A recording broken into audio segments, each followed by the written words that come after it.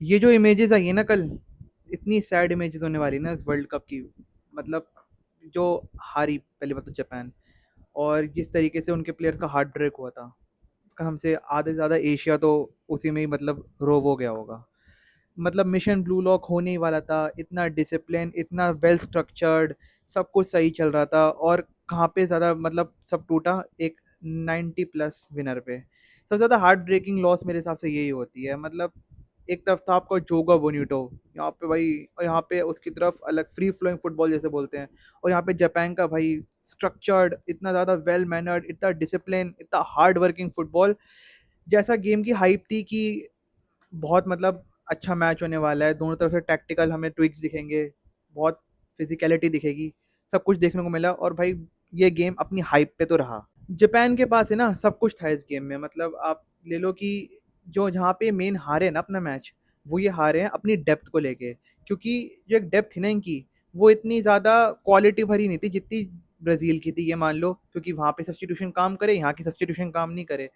अब इसे का एग्जांपल ले लो फर्स्ट हाफ में जब एक मतलब प्रॉपर कॉन्फिडेंट जापान टीम जब उतरी, तो उन्होंने भाई ब्राजील को भी हिला के रख दिया था। ब्राजील कैसी रही कि आपका फर्स्ट हाफ में इतने वीक पासेस जा रहे थे, और इतना पूरा स्ट्रक्चर खोल रही थी जापान दो दो पासेस में। कैसे हो पा रहा था भाई? क्योंकि उनका जिस तरीके से उनका स्टाइल ऑफ प्ले था, जिस तरीके से प्रेसिंग थी ना, वो सब है ना ब्राजील को बहुत ज़्यादा डिस्टर्ब कर रही थी, जिसकी वजह से वो इतने मिस पासेस जा रहे थे, अच्छे टचेस नहीं आ रहे थे, फर्स्ट टच खराब जाता था, सेकंड, हाँ, सेकंड बॉल पे ज़्यादा विन वो कर रही थी। और हालांकि जो जापान है वो as compared to physicality Brazilian से छोटे हैं, लेकिन उन्होंने डोमिनेट अच्छे से किया था। वो गोल देखना जो फर्स्ट गोल मारा था ना, मतलब सानो है उस प्लेयर का नाम जापान का, उसने भाई पहले तो ब्राजीलियंस का है ना, उन्होंने पहले वो अपना प्ले बना रहे थे, वो ब्रेक किया, रन मारा, और भाई एलिजोन को इस डिस्टेंस से मतलब बीट करना, भाई वो एक अलग ही अपने आप में ना दिखाता है भाई ये ब्राजीलियन मतलब जापानीज टीम कितनी ज्यादा मतलब खतरनाक थी। मजा आया देख के। तो भाई वो गोल देख के, आप वो गोल मतलब जब मारा, उन प्लेयर्स का रिएक्शन देखना जो वहां पे थे, जिस तरीके से जमीन पे लेट गए थे, और भाई जिस तरीके से चल रहा था ना वो गोल मारने के बाद, मुझे तो लग रहा था कि एक और अपसेट होने वाला है। इससे पहले याद है जर्मनी और कोरिया का मैच हुआ था, जिसमें लास्ट मिनट पे ही कुछ सोन ने गोल मारा था, जर्मनी को बाहर कर दिया था।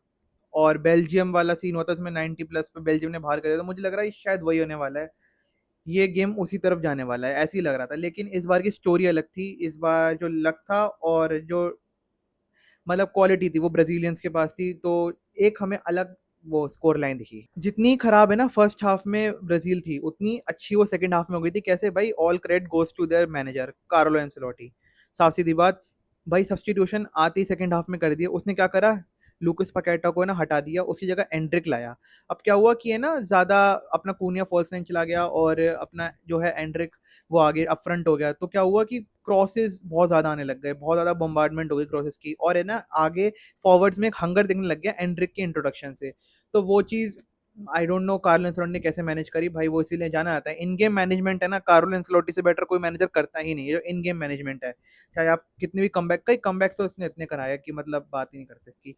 एनीवेज, लेकिन वो सब्स्टिट्यूशन इतना ज्यादा अच्छा था ना एंड्रिक वाला, वहीं पर ही कहीं ना कहीं कियोस क्रिएट हो गया, और कहीं ना कहीं उसी कियोस से है ना आपके कैसेमीरो को गोल आया। जो भाई कैसेमीरो, व्हाट अ हेडर, जो वो यूनाइटेड में कर रहा था ना, वो उसने आज ब्राजीलियन की साइड से भी करा था। फर्स्ट गोल पे मतलब उसने मतलब क्या हुआ, सानो जब रन ले रहा था, कैसेमीरो उसको पकड़ नहीं पाया, तो हर किसी का है ना उस टाइम फर्स्ट हाफ में यही था, कैसेमीरो को है ना हटा दो, इसको निकाल दो, कुछ कर नहीं पा रहा वगैरह। लेकिन सेकंड हाफ में भाई कार्लो एंसेलोटी ने उस पर ट्रस्ट दिखाया, और देखो उसने गोल डिलीवर किया। तो एंसेलोटी को है ना यही चीज एंसेलोटी की मतलब और मैनेजर से है ना हटके है।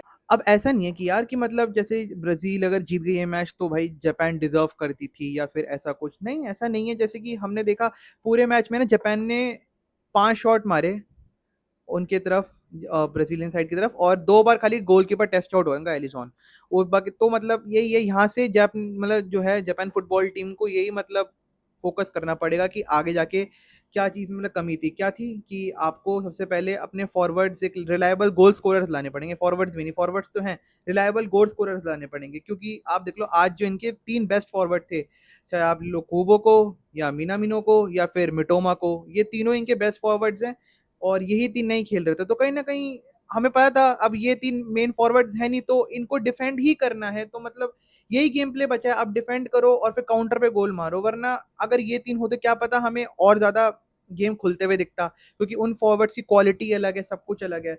तो यही, अब आप सब्स्टिट्यूशन की बात करो ना, हमने एंट्री वाले सब्स्टिट्यूशन की तो बात कर ली, लेकिन अब अगला सब्स्टिट्यूशन कौन सा था जिसमें ये लाया मार्टिनेली। मतलब नेमार ऑलरेडी वार्म अप कर रहा था, सब कर रहा था, सब वेट कर रहे थे चलो नेमार आएगा गेम खोलेगा, लेकिन नहीं, सबको सरप्राइज करा उसने, और किसको बुलाया मार्टिनेली को। मैं आई एम डैम श्योर जिस टाइम उसने मार्टिनेली को लेकर आया होता ना, आया था उस टाइम भाई पूरा स्टेडियम गाली दे रहा होगा उसे, ब्राजीलियन सपोर्टर स्पेशली, कि भाई ये क्या कर रहा है, इसको क्यों लेकर आ रहा है। लेकिन भाई उसने बताया आफ्टर गेम कार्लो एंसेलोटी ने कि इस गेम के लिए नेमार से ज्यादा ना उसके लिए सूटेड जो था वो मार्टिनेली था, इसलिए वो मार्टिनेली को लेकर आया।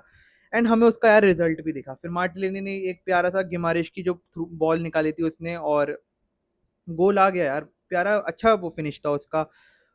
और भाई इन गेम मैनेजमेंट, फिर से वही बात आती है, कार्लो एंसेलोटी इन गेम मैनेजमेंट देखा हमने रियल मैड्रिड में कैसे कम बैक करे थे उसने, और आज वही कम बैक। और भाई आज एक और बात, आज उसकी एक आईब्रो भी ऊपर हो गई थी आज आईब्रो जैसी आईब्रो ऊपर हुई और गोल आ गया, और 90+ विनर कम बैक, और कार्लो एंसेलोटी को वही नॉन चलांट वाला वॉक, वो भाई देखने को मिल गया, और बस खुश हो गए वो चीज़ देख। ऐसा है ना, पहली बार हुआ है कि 2002 के बाद से वर्ल्ड कप में ऐसा पहली बार हुआ है कि ब्राजील ने कोई कम किया है। मतलब इससे पहले जितने मैचेस वो हारे हैं वो तो नॉर्मली हारे, किसी में कमबैक नहीं किया था उन्होंने, लेकिन 2002 के बाद अब 2026 में उन्होंने कमबैक विक्ट्री ली है नॉकआउट स्टेजेस में। और मुझे बताने की जरूरत नहीं है कि 2002 में वर्ल्ड कप कौन जीता था, if you know you know.